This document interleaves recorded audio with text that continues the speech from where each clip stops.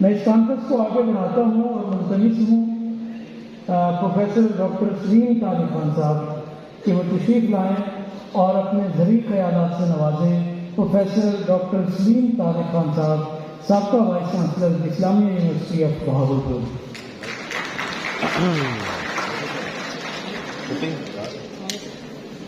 اعوذ باللہ من الشیطان الرجیم، بسم اللہ الرحمن الرحیم۔ محترم پروفیسر ڈاکٹر نوید اختر صاحب، وائس چانسلر اسلامیہ یونیورسٹی بہاولپور، محترم حمید احمد صاحب وفاقی وزیر، جناب احمد محمد اشرف قاوی جامعہ ازہر سے ہیں، شفیقین شفیق الرحمان اور شفیق الرحمان صاحب اور ساتھ صدیقی صاحب اور وہ تمام حضرات جو اس کانفرنس میں شرکت کے لیے تشریف لائے ہیں، اور طلباء و طالبات، آج جس سکون اور وقار کے ساتھ اس بابرکت محفل میں موجود ہیں، وہ بذات خود شکریہ کے بھی اور مبارکباد کے بھی ہے۔ حضرات گرامی، نبی کریم صلی اللہ علیہ وسلم کے حوالے سے یہ بابرکت کانفرنس جو ہے، یہ غالباً اس جامعہ کی 10ویں کانفرنس ہے، اور اس طرح کی بہت ساری کانفرنسز الحمدللہ اس جامعہ نے اپنی روایت کے مطابق تیار وہ بنائی ہیں، قائم کی ہیں، لیکن یہ جو موضوع ہے یہ وقت کی ضرورت بھی ہے، ہمارے معاشرے کی جو انحطاط ہے اس کے بہت سارے اسباب کا تجزیہ کرنے کا ایک موقع بھی ہے، اور اس کے اندر ایک پیغام بھی موجود ہے کہ ہماری نوجوان نسل جو ہے اس کی ذمہ داری ہے۔ موضوع بھی ہے کہ انسانی معاشروں پر جو انسانی اقدار ہیں ان کے اثرات کیا ہوتے ہیں۔ ہم نے ابھی تک جو موضوع پر بات کی وہ مثبت انداز میں بات کی، اور خصوصی طور پر نبی کریم صلی اللہ علیہ وسلم کے حوالے سے جب اقدار اور اخلاق اس کی بات ہوگی تو یقیناً مثبت ہوگی۔ معذرت کے ساتھ میں تھوڑا سا دوسرا پہلو اس کا بیان کرنا چاہوں گا، اور وہ یہ ہے کہ معاشرے تباہ کیوں ہوتے ہیں؟ کیونکہ انسانی اقدار ہیں، اور انسانی اقدار کے دونوں پہلو ہوتے ہیں، یا وہ کامیاب کرتے ہیں یا وہ ناکام کرتے ہیں۔ قرآن پاک میں سورہ فاتحہ کے بعد پہلی سورہ جو ہے سورہ بقرہ نازل ہوئی اللہ کی جانب سے، جو قرآن پاک کے اندر پہلی دوسری سورہ ہے، اور اس کا عنوان ہے بقرہ، البقرہ، گائے کا واقعہ ہے۔ لیکن گائے کا واقعہ ایک ایسی قوم کی نشانی کے طور پر بیان کیا ہے جس نے الٹی اقدار کو اپنا کر اپنے پوری کی پوری قوم کی تاریخ کو بھی مسخ کر دیا اور اپنے معاشرے کو بھی تباہ و برباد کر دیا، اور وہ ایک ایسی جگہ پر پہنچ گئی کہ ضربت علیہم الذلۃ والمسکنہ، کہ ان کے اوپر ذلت مسلط کر دی۔ ہمیں یہ دیکھنا ہے کہ قرآن پاک سورہ بقرہ سے اپنی ایک عظیم کتاب کا آغاز کر کے ہمیں کیا سبق دینا چاہتا ہے، اور اس میں بھی خلافت کے اعلان کے بعد پہلی جو چیز بیان کی گئی ہے، 9 رکوع پورے کے پورے اس حوالے سے بیان کیے گئے کہ بنی اسرائیل کے انداز یہ تھے، بنی اسرائیل نے یہ کیا، بنی اسرائیل نے یہ کیا، بنی اسرائیل نے یہ کیا، اور اس میں سب سے اہم واقعات 2 واقعات ہیں۔ ایک واقعہ گائے کا ذبح کرنے کا تھا، اس گائے کو ذبح کرنے کے حوالے سے اس قوم نے جس استہزاء کا اظہار کیا، جس غیر سنجیدگی کا اظہار کیا، جس انداز کے اندر انہوں نے احکام الہی کا انکار کیا، اگرچہ انہوں نے گائے ذبح کر دی لیکن اس احکام الہی پر عمل کرنے میں پس و پیش کا جو اظہار کیا وہ اس پوری کی پوری قوم اور اس پوری کی پوری امت کو لے ڈوبا۔ اسی طریقے سے سب کا واقعہ ہے کہ ان کو کہا گیا کہ ہفتے کے دن تم نے مچھلیاں نہیں پکڑی، انہوں نے نہیں پکڑی، لیکن انہوں نے اس کے ساتھ ایک ایسا انداز اختیار کیا کہ قانونی مشگافیوں کے ذریعے سے، اسے میں قانونی مشگافیاں ہی کہوں گا، کہ انہوں نے کہا کہ جناب اس میں سے نہر کھود لو، اس میں سے جھیل بنا لو، اس میں سے تالاب بنا لو، مچھلیاں ادھر آ جائیں گی، ہم ان کو پکڑ لیں گے اور نہ ہم پہ یہ الزام آئے گا کہ ہم نے اتوار کو پکڑی ہے، ہفتے کو پکڑی ہے، اتوار کو پکڑ لیں گے۔ جب قومیں اپنے قوانین کا، ان کے اوپر عمل کرنے کا انداز، اس کے اندر استہزاء اختیار کرتی ہیں، احکام ربانی کے ساتھ جب قومیں استہزاء کرتی ہیں تو پھر وہ قومیں جو ہیں وہ بنیادی طور پر تباہ و برباد ہو جائیں۔ حضرت نوح علیہ السلام نے اللہ تعالیٰ سے دعا کی کہ رب انی مغلوب فانتصر، کہ یہ میری قوم جو ہے اتنی وہ بدراہ ہو گئی ہے کہ میری ان کے مقابلے میں مدد کر۔ اور اس میں ایک چیز انہوں نے کہا کہ اب یہ قوم اس قابل نہیں ہے کہ اس کو زندہ چھوڑا جائے، کیونکہ اب تو اس کے آنے والے بھی جو ہے وہ فاجر اور فاسق ہوں گے، کیونکہ ان کے جینز کے اندر یہ بات جو ہے چلی جائے گی کہ قوموں کے رویے جو ہوتے ہیں یہ صرف ایک ہی جانب نہیں، ان کا دوسرا رخ جو ہوتا ہے اور وہ یہ ہوتا ہے کہ وہ تباہی اور بربادی کی طرف لے جاتا ہے۔ بنیادی بات یہ ہے کہ ہمیں یہ سوچنا ہے آج کے اس دور کے اندر، کیونکہ اقدار جو ہیں وہ کسی بھی تہذیب کی پہچان ہوا کرتے ہیں، مسلم تہذیب ہو یا غیر مسلم تہذیب ہو، ہر تہذیب کی اپنی ایک پہچان ہوگی، ہر گروہ کی اپنی ایک پہچان ہوگی۔ آپ یہ دیکھ لیجیے کہ نبی کریم صلی اللہ علیہ وسلم جب تشریف لائے، اس دور کا جو معاشرہ ہے اس کا اگر آپ تجزیہ کریں، اس کی اقدار کا جائزہ لیں، ان کے اندر کون کون سی اچھائیاں اور خوبیاں تھیں، کیا کیا وہ چیز کیا کرتے تھے، کون کون سی برائیاں تھیں، آپ کا ایک لٹریچر کا ایک بھرپور سلسلہ، صرف آپ کتاب الحماسہ جو ہے، دیوان الحماسہ جو ہے، اس کو اٹھا کر دیکھ لیں تو آپ کو ان کی ساری اقدار کا پتہ چل جائے گا کہ کون سی چیز ان کے ہاں اچھی سمجھی جاتی تھی اور کون سی چیز ان کے ہاں بری سمجھی جاتی تھی، کس کی بنیاد پر وہ مدح کرتے تھے اور کس کی بنیاد پر وہ کسی کی حجت کیا کرتے تھے، کس چیز کی بنیاد پر وہ ایک بندے کو اچھا سمجھتے تھے، کس چیز کی بنیاد پر وہ ایک بندے کو برا سمجھتے تھے۔ غیرت ہے تو کیسی ہے کہ بیٹی کو ذبح کر دو، بیٹی کو زندہ درگور کر دو، بیٹی کو مار دو، غیرت ہے۔ شجاعت ہے تو یہ شجاعت ایسی ہے کہ لا یسالون اخاهم حین ینظرون، کہ اگر بھائی پکار لے پھر وہ یہ نہیں دیکھیں گے کہ وہ ظالم ہے یا مظلوم ہے، تلوار اٹھاؤ اور چل پڑو اور اس کا ساتھ دے دو، بہادری اور شجاعت ہے۔ اسی طریقے سے سخاوت ہے تو اونٹ کے اونٹ ذبح کر دو، ڈال دو، اٹھائیں، پرندے تک کھا جائیں، جانور تک کھا جائیں، کہ کیونکہ میرا نام بنے گا۔ اچھی عادت، یہ اقدار کے حوالے سے ہر معاشرے کے اندر اس چیز کو، سخاوت کو ایک بہتر جو ہے نا وہ مانا جائے گا۔ کیا یہ بہتری ہوگی؟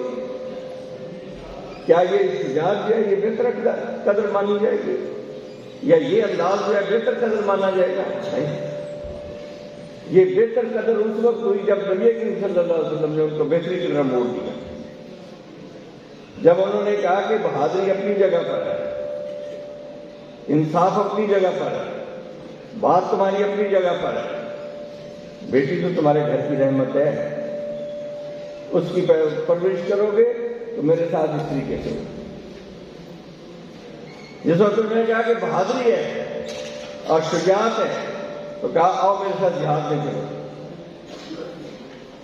جب سخاوت کی بات آئی تو آپ نے فرمایا کہ سخی اللہ کا دوست ہے، لیکن سخاوت کی نام و نمود نہیں ہے، صرف اللہ کی رضا ہے۔ جیسے ابھی فرمایا گیا کہ سارا کچھ جو ہے وہ جو الحب للہ والبغض للہ، کہ جب اقدار کا رخ موڑا جاتا ہے تو ان کی تاثیر بھی بدل جائے گا۔ صرف کسی کا بہادر کہہ دینا کافی نہیں ہے، کسی کا شجاع کہہ دینا کافی نہیں ہے، کسی کا سخی کہہ دینا کافی نہیں ہے، اس کی سمت کا دیکھنا کافی ہے، اس کی سمت کو دیکھنا پڑتا ہے۔ اور نبی کریم صلی اللہ علیہ وسلم کی سب سے بڑی جو کامیابی ہے وہ یہ ہے کہ انہی انسانوں کے اندر جو پائی جانے والی ان کی اقدار کی، ان کا رخ موڑ اور ان کے رخ کو موڑ کر پھر معاشرے کی تشکیل۔ آپ یہ دیکھیں کہ اس سے پہلے عرب کیا معاشرہ ہے، کیسے لوگ ہیں، انہی اقدار کے ساتھ جیتے ہیں، لیکن معاشرے کے اندر افراتفری ہے، بد نظمی ہے، خانہ جنگی ہے، بہت ساری چیزیں ہیں۔ لیکن جب نبی کریم صلی اللہ علیہ وسلم نے ان کو جوڑا تو وہی لوگ جو تھے وہ بھائی بھائی بن گئے۔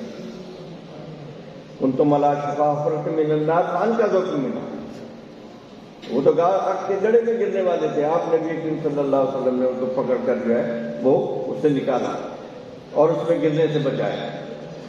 تو معاشروں کے اندر ایک چیز ذہن میں رکھیے کہ ہم صرف محدود معنی میں اخلاق کو نہیں لیں گے، کسی فرد کی ذات کے حوالے سے نہیں لیں گے۔ مسلم امہ نے جب تک اخلاق نبی صلی اللہ علیہ وسلم کو اپنائے رکھا اس وقت تک وہ دنیا کی عظیم اور سپر پاور رہے۔ یہ یاد رکھیے کہ اسلام جو ہے وہ فرد واحد کا دین نہیں ہے، اسلام جو ہے دنیا کے اندر آیا ہی ایک اجتماع کے لیے، ایک امت کے لیے، اور امت جو ہے وہ دنیا کے اندر غالب ہونے کے لیے آتی ہے۔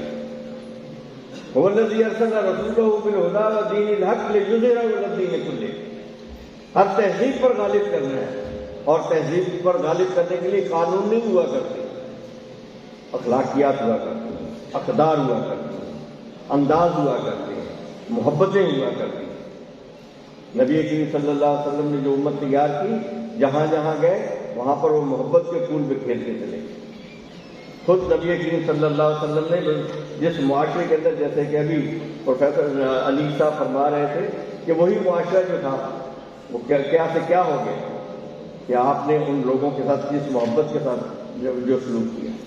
تو گزارش یہ ہے کہ جب ہم نے ایک امت بن کے سوچنا ہے، جب ہم نے اس بنیاد پر سوچنا ہے کہ ہمیں دنیا کی قیادت کرنی ہے، کہ دنیا کی قیادت کے لیے جس وقت ہمیں سوچنا پڑے گا کہ سبق پھر پڑھ صداقت کا، عدالت کا، شجاعت کا لیا جائے گا، پھر سے کام دنیا کی امامت کا، مسجد کی امامت کا نہیں۔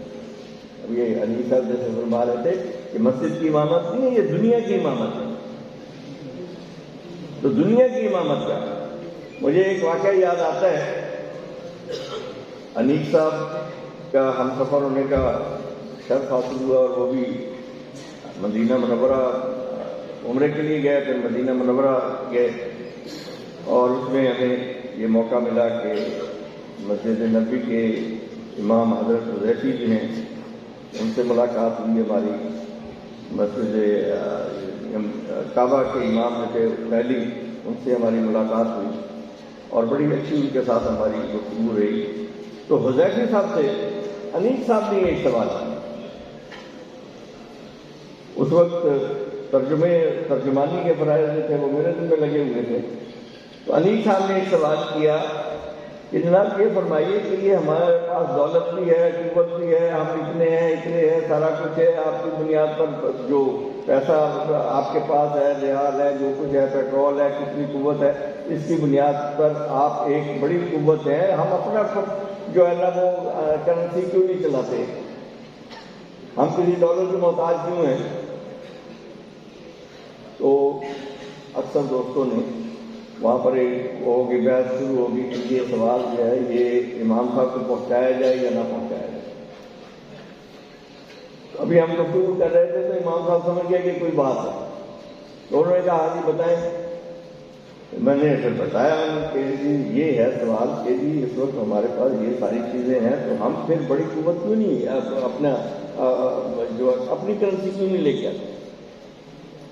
تو انہوں نے یہی کہا کہ جب امامت ہمارے ہاتھ میں آ جائے گی سب کچھ ہمارے ہاتھ میں آ جائے گا۔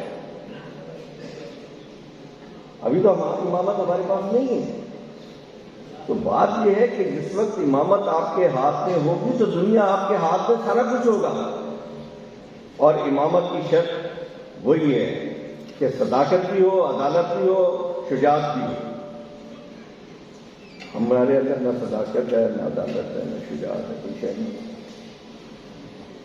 پھر ہم کیسے کہیں کہ ہم دنیا کے اندر جو ہے نا وہ عدل وہ قائم کر وہ قومیں جو دنیا کے اوپر عدل قائم کرتی ہیں ان کو حق ہوتا ہے کہ وہ قیادت کرے یا امامت کرے۔ بنیادی طور پر شجاعت جو ہے وہ کام آتی ہے عدل کو قائم کرنے کے لیے، وہی کام آتی ہے صداقت کے لیے۔ اگر شجاعت نہیں ہے تو نہ آپ عدل کر سکتے ہیں، نہ آپ شجاعت وہ جو ہے صداقت کر سکتے ہیں، سچی بات بھی نہیں کہہ سکتے۔ جس وقت آپ کے پاس یہ نہیں ہوگا تو یہ اقدار ہے۔ آپ کی قدر کیا ہے کہ جس وقت یہ قہاری و غفاری و قدوسی و جبروت، قہاری و غفاری و قدوسی و جبروت، یہ چار عناصر ہو تو بنتا ہے مسلمان۔ کہاں ہے یہ؟ کہاں سے مسلمانی آئے گی؟ کہاں سے اقدار آئیں گی؟ کہاں سے بات آئے گی؟ اقدار کی بات کریں گے، اخلاق کی بات کریں گے، محبتوں کی بات کریں گے، ساتھ چلنے کی بات کریں گے، ایک دوسرے سے جڑنے کی بات کریں گے، ایک دوسرے کا ساتھ دینے کی بات کریں گے، تو اس کے اندر سب سے پہلی بات یہ آئے گی کہ آپ کی اندر قدوسیت ہے یا جبروریت اپنوں لیے ہی ہے۔ کیا آپ دنیا کے یہ سبق دے سکتے ہیں کہ ہم علم کے اندر، اخلاق کے اندر ناپ تول ہمارا ٹھیک نہیں، بازار ہمارا ٹھیک نہیں، عدل ہمارا ٹھیک نہیں، قانون ہمارا ٹھیک نہیں، تو پھر ہم کو کس بات کے لیے کہیں گے کہ پاکستان کا مطلب کیا لا الہ الا اللہ، اور ہم یہ کہیں گے کہ پاکستان جو ہے سلطنت عثمانیہ کے ختم ہونے کے بعد یہ سلطنت عثمانیہ کی ایک یادگار کے طور پر نیا ملک وجود میں آیا ہے۔ تاریخ پڑھیے، جس وقت خلافت عثمانیہ کے حوالے سے برِ صغیر پاک و ہند کے اندر موومنٹ چل رہی تھی، اس وقت اقبال جیسا بندہ جو ہے اس موومنٹ کا حصہ نہیں تھا۔ وہ تو ایک بات تو انہوں نے کہی، اگر عثمانیوں پہ کوئی غم ٹوٹا تو کیا غم ہے کہ ہزاروں کو جو ہے نا کہ خونے 100,000 انجم سے ہوتی ہے انداز ہے۔ تو انہوں نے کہا کہ یہ وہ سحر، جس سحر کی وہ امید لے کر آئے تھے یا جس سحر کی وہ بات کرتے تھے وہ یہ پاکستان تھا۔ آج وہ سحر کدھر ہے؟ وہ خونے 7,000 انجم تو ہم نے دے دیا، اس بستی کو بسانے کے لیے بھی خونے 7,000 انجم دے دیا، لیکن اس صدی کے اس کے لیے ہم نے وہ بات نہیں کی جس سے یہ بستیاں بستی ہیں، جس سے دنیا میں قیادتیں آتی ہیں۔ یہ اقدار کی بنیاد پر ہوتی ہے، اور اقدار جب ختم ہو جائے، یاد رکھیے قانون بعد میں آتا ہے، حدود بعد میں آتی ہیں، حدیں تو آخری چیز ہے۔ جس وقت آپ کا معاشرہ ناکام ہو جاتا ہے پھر حد آتی ہے۔ جب معاشرے کے اندر بستی کی سطح پر، لوگوں کی سطح پر، اخلاق کی سطح پر تمام چیزیں ناکام ہو جاتی ہیں تب حد آتی ہے۔ ہم تو بات ہی حد سے شروع کرتے ہیں۔ جب تک اقدار کو مضبوط نہیں کریں گے اس وقت تک معاشرے تشکیل نہیں پاتے، اور یہ نبی کریم صلی اللہ علیہ وسلم کی سیرت سے ہمیں پتہ چلتا ہے۔ اور آج جس ملک میں ہم کھڑے ہیں یہ انہی اقدار کی پاسداری کے لیے بنایا گیا ہے، لیکن ہم ان اقدار کو نہیں کرتے۔ یہ نوجوانوں کا کام ہے، اساتذہ کا کام ہے، ان لوگوں کا کام ہے جنہوں نے ان ساری کی ساری آگے اس امت کو لے کر چلنا ہے کہ وہ اس امت کو کیا درس دیتے ہیں۔ ابھی تک تو ہم نے یہ درس دیا ہے کہ وکیل جو ہیں وہ ججوں پہ اور جج وکیلوں پہ اور ڈاکٹر جو ہے مریضوں پہ اور مریض ڈاکٹروں پہ چڑھ جاؤ. ذرا سی بات ہو تو ڈاکٹر جو ہے وہ مریضوں کے لگے ہوئے جو ہیں وہ بھی ماسک بھی کھینچ لیں. ابھی تو ہم یہ معاشرہ بنائے بیٹھے ہیں. ابھی جو جنہوں نے قانون نافذ کرنا ہوتا ہے وہ قانون توڑ رہے ہوتے ہیں. یہ جو جس وقت ہوگا تو اس وقت تک کسی معاشرے کو ہم نہیں سوچ سکتے کہ اس کے اندر کوئی ہم قیادت کی بات امامت کی بات لائیں گے. ہاں اب یہ چیز یہ ہے کہ جب ہم خود احتسابی کر کے اپنے اوپر ایک چیز کی پابندی کر کے یہ عہد کریں کہ ہم نبی کریم صلی اللہ علیہ وسلم کی دی ہوئی جو ہمیں ہدایات ہیں، جو قرآنی ہدایات ہیں، ان کے اوپر عمل کریں گے. یاد رکھیے 10 سال احکام نہیں اترے، اقدار اتری ہیں. آپ پورا کا پورا جو ہے 30واں پارہ پڑھ لیجئے. وہ پارہ جو جتنی آپ مکی صورتیں ہیں وہ پڑھ لیجئے، اندازہ لگا لیجئے کن چیزوں کی بات ہے. یتیموں کی بات ہے، فقیروں کی بات ہے، ان کی بات ہے. جو چیزیں معاشرے کے اندر بھلائی لانے والی ہیں ان سب چیزوں کی بات ہے. حکم کی بات نہیں ہے. معاشرے کی تشکیل جو ہے قدر سے ہوتی ہے، حکم سے نہیں ہوتی. حکم سے صرف اس معاشرے کو مضبوط رکھا جا سکتا ہے، بنایا نہیں جا سکتا. بنانے کے لیے اقدار کی ضرورت ہوتی ہے. تو ان چیزوں کو پڑھنے کے لیے سب سے پہلے قرآن پاک کی طرف توجہ کیجیے. قرآن پاک کی طرف توجہ کیجیے. نبی کریم صلی اللہ علیہ وسلم کی سیرت کی طرف توجہ کیجیے. کیونکہ قرآن اور سیرت، نہ قرآن سمجھ میں آئے گا سیرت کے بغیر، نہ سیرت سمجھ میں آئے گی قرآن کے بغیر. دونوں کو لے کر چلیں گے. سیرت بھی سمجھ آئے گی، قرآن بھی سمجھ آئے گا، معاشرہ بھی سمجھ آئے گا، حکم الہی بھی سمجھ میں آئے گا، اور پھر ترقی کی منزلیں بھی نظر آئیں گی. وآخر دعوانا الحمدللہ.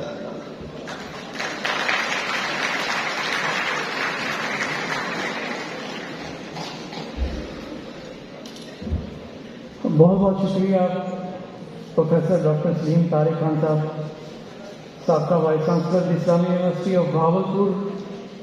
اور اب وقت ہے صدارتی کلمات کا. میں انتہائی ادب سے التماس گزار ہوں عزت مآب عالی مرتبہ پروفیسر ڈاکٹر نوید اختر صاحب، شیخ الجامعہ جامعہ اسلامیہ بہاولپور، نگاہ بلند، سخن دل نواز، جاں پر سوز. نگاہ بلند، سخن دل نواز، جاں پر سوز، یہی ہے رخت سفر میر کارواں کے لیے جناب وائس چانسلر صاحب. اعوذ باللہ من الشیطان الرجیم، بسم اللہ الرحمن الرحیم. میں نے پہلے بھی ایک دفعہ بھوجیال میں تقریر کرتے ہوئے کہا تھا کہ جب کبھی سیرت کی محفل ہو یا اسلامک یا عربک کا کوئی پروگرام ہو تو اس میں یہ الفاظ عالی مرتبہ عالی جا یہ استعمال نہ کیے جائیں، کم از کم میرے لیے استعمال نہ کیا کریں. کیونکہ جب کوئی سیرت کی محفل ہوتی ہے تو اعلی مرتبہ اور عالی جا وہی ہوتے ہیں جن کے لیے یہ محفل سجائی گئی ہے.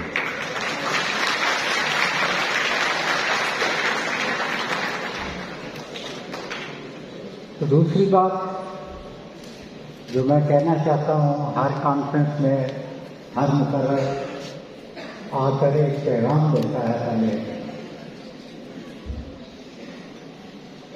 میں نے پہلے بھی کہا تھا آپ اسٹوڈنٹ حضرات سے کہ جب کوئی سیرت کے پروگرام میں یا اس قسم کا اسلامیات کا کوئی پروگرام ہو، قرآنک پروگرام ہو، تو اس میں گھر سے نیت معافی کی لے کر آیا کریں. میں اس نیت سے آتا ہوں کہ شاید ان کی نگاہ ہم پر پڑ گیا اور ہمیں یہ محفل ہمارے لیے معافی کا باعث بن گیا. جب بھی گھر سے آئیں تو معافی کی نیت کے ساتھ آیا جائے. بسم اللہ الرحمن الرحیم. محترم جناب پروفیسر ڈاکٹر احمد محمد اعلیٰ سر قاضی سالم صاحب چیئرمین شعبہ علوم قرآنی جامعہ ازہر مصر، محترم جناب انیس احمد صاحب وفاقی وزیر وزوری امور و بین المذاہب ہم آہنگی حکومت پاکستان، پروفیسر ڈاکٹر محمد صاد صدیقی سابق ڈائریکٹر شعبہ علوم اسلامیہ اسلامی university of Punjab Lahore, professor doctor Muhammad Salim Tariq Khan Sahab سابق vice chancellor the Islamia university of Bahawalpur, professor doctor Sheikh Shafiq ur Rahman dean faculty of Islamic and Arabic studies, professor doctor Hafiz Shafiq Rahman director سیرت چیئر، معزز ڈین چیئرمین فیکلٹی ممبران، آن لائن اور آن سائٹ پیپر پریزنٹر، شہر سے تشریف لائے مہمانان گرامی اور معزز سامعین، السلام علیکم ورحمۃ اللہ وبرکاتہ۔ میں آپ سب کو سیرت شیئر کی جانب سے منعقدہ 10ویں 2 روزہ بین الاقوامی سیرت النبی صلی اللہ علیہ وسلم کانفرنس بعنوان انسانی اقدار اور معاشروں پر ان کے اثرات میں خوش آمدید کہتا ہوں۔ اہلاً و سہلاً مرحبا۔ تعلیمی اداروں کے قیام کا مقصد نسل انسانی کی تربیت ہوتا ہے۔ کسی بھی قوم کی ترقی میں اس کے تعلیمی ادارے کلیدی کردار کے حامل ہوتے ہیں۔ تعلیمی اداروں کی پالیسیاں اور افراد معاشرے کی تعمیر میں ریڑھ کی ہڈی کی حیثیت کی حامل ہیں۔ ملک عزیز کے نوجوانوں کی علمی رہنمائی کے ساتھ ساتھ ملک و ملت کی فلاح و بہبود کے لیے انسانی اقدار کے درس کی یاد دہانی نہایت ضروری ہے۔ دی اسلامیہ یونیورسٹی آف بہاولپور اپنے طلباء طالبات کی بہتری کے لیے متعدد اقدامات کرتی رہتی ہے۔ یونیورسٹی میں بہت سے شعبہ جات طلباء کی اصلاح و تربیت کے لیے قائم کیے گئے ہیں، جو مختلف اوقات میں طلباء کی علمی و فکری تربیت کرتے رہتے ہیں۔ سیرت شیئر یونیورسٹی کے تمام اداروں میں ایک نمایاں کردار کی حامل ہونے کے ساتھ ساتھ قومی و بین الاقوامی سطح پر بھی اپنی ایک جداگانہ شناخت رکھتی ہے۔ ایک عرصے سے متعدد زندہ مسائل پر اہل علم کو مدعو کر چکی ہے۔ انسانی اقدار اور معاشروں پر ان کے اثرات سیرت النبی صلی اللہ علیہ وسلم کی روشنی میں کے عنوان پر سیرت شیئر نے ملکی و غیر ملکی علماء اسلام کو اکٹھا کیا ہے۔ میں سمجھتا ہوں یہ موضوع نہ صرف ہماری یونیورسٹی کے طلباء طالبات کے لیے بہترین ہے، بلکہ اگر ہم مجموعی طور پر اپنے معاشرے کے اخلاقیات کے حوالے سے دگرگوں صورتحال کو دیکھیں نہایت مفید موضوع معلوم ہوتا ہے۔ میں پروفیسر ڈاکٹر حافظ شفیق الرحمان ڈائریکٹر سیرت شیئر کی انتھک محنت اور اس طرح قدر کاوش کو خوب سراہتا ہوں کہ انہوں نے نامساعد حالات میں کامیاب کانفرنس کے انعقاد کو یقینی بنایا۔ موسم کی بگڑتی ہوئی صورتحال کے باعث مشکل افطار اور دیگر مشقت طلب انتظامی کاموں کی انجام دہی حافظ شفیق الرحمان اور ان کے شائقہ افراد کا قابل ستائش عمل ہے۔ امید ہے کہ یہ کانفرنس اپنے مقاصد عالیہ کو پورا کرے گی انشاءاللہ۔ میں حافظ شفیق الرحمان صاحب کو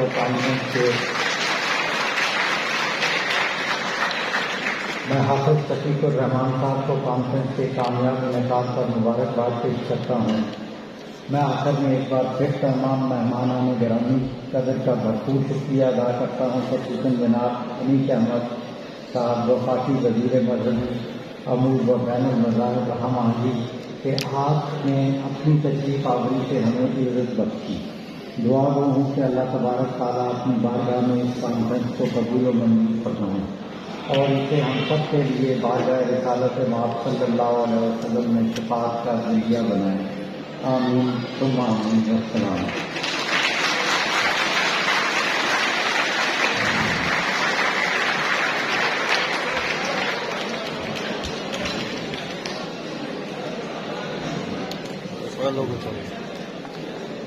اب آخر میں شیٹ کی تقسیم ہے، لیکن اس سے پہلے ایک اعلان سماعت کر لیں۔ شیٹ کی تقسیم کے بعد اس افتتاحی سیشن کا اختتام ہو جائے گا اور وقفہ ہوگا برائے نماز ظہر، اور نماز ظہر کے فوری بعد 2 بجے اس مین آڈیٹوریم کے سامنے لان میں آپ سب جو اس حال میں موجود ہیں، خواہ وہ معزز مہمانان گرامی ہیں، طلباء ہیں، طالبات ہیں، سب کے لیے دہرانے کا انتظام ہے۔ تو نماز کے فوراً بعد 2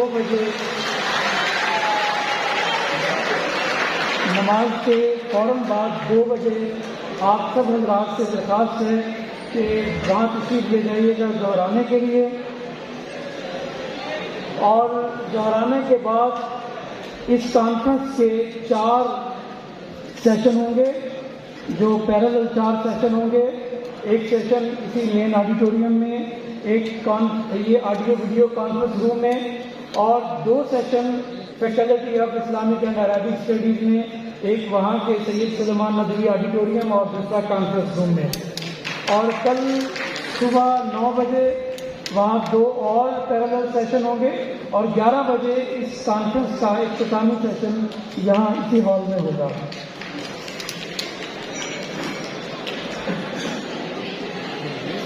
میں اس حال میں تشریف فرما ہونے پر پروفیسر ڈاکٹر عبدالقدوس سہیل صاحب کا، پروفیسر ڈاکٹر الطاف حسین ننگیال صاحب کا، قاری غلام یاسین صدیقی صاحب کا، ڈاکٹر شہزاد صاحب کا، اور تمام موجود فیکلٹی ممبران کا شکریہ ادا کرتا ہوں۔ آپ خاموشی اختیار کریں، صرف تقسیم شیلڈ ہیں، مہمانان گرامی چائے پی رہے ہیں، جتنا نظم و ضبط کا اور تحمل کا مظاہرہ کیا ہے، 2 منٹ صرف اور۔ میں معزز وائس چانسلر صاحب اور محترم جناب امیر صاحب اور ڈائریکٹر سیرت اور حافظ صدیق الرحمان صاحب سے گزارش کرتا ہوں کہ وہ مہمانان میں شیلڈ پیش کریں۔ جناب وائس چانسلر صاحب، جناب منسٹر صاحب اور حافظ صدیق الرحمان صاحب۔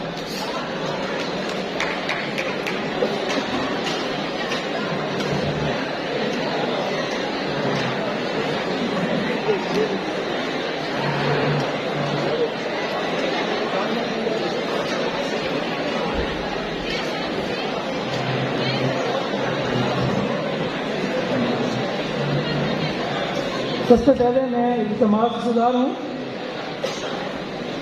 پروفیسر ڈاکٹر محمد سعد صدیقی صاحب کہ وہ تشریف لائیں اور اپنی یادگاری شیلڈ وصول کریں۔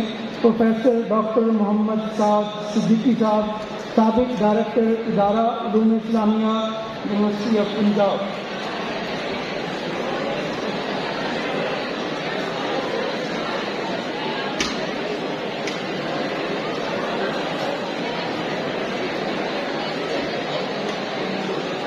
اب میں ملتمس ہوں پروفیسر ڈاکٹر سلیم طارق خان صاحب، سابق vice chancellor the Islamia university of Bahawalpur, کہ وہ جناب وائس چانسلر صاحب اور جناب منسٹر صاحب سے اپنی شیلڈ وصول کریں۔ جناب professor doctor Salim Tariq Khan Sahab.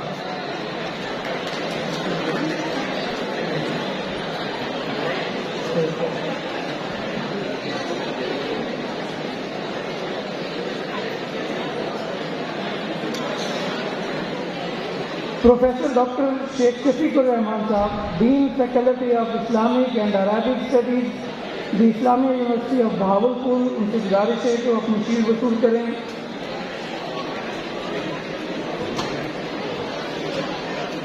Professor doctor Abdul Quddus Sohail صاحب سے گزارش ہے کہ وہ آئیں اور اپنی شیلڈ وصول کریں۔ پروفیسر ڈاکٹر عبدالقدوس سہیل صاحب، ڈائریکٹر بہاؤالدین زکریا یونیورسٹی ملتان۔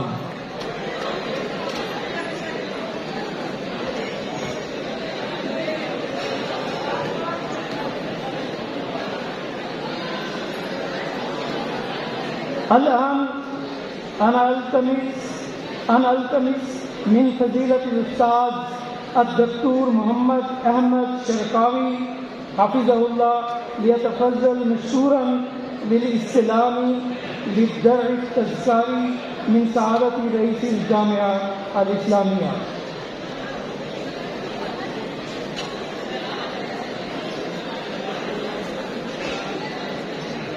شکراً لکم یا استاذ الکریم۔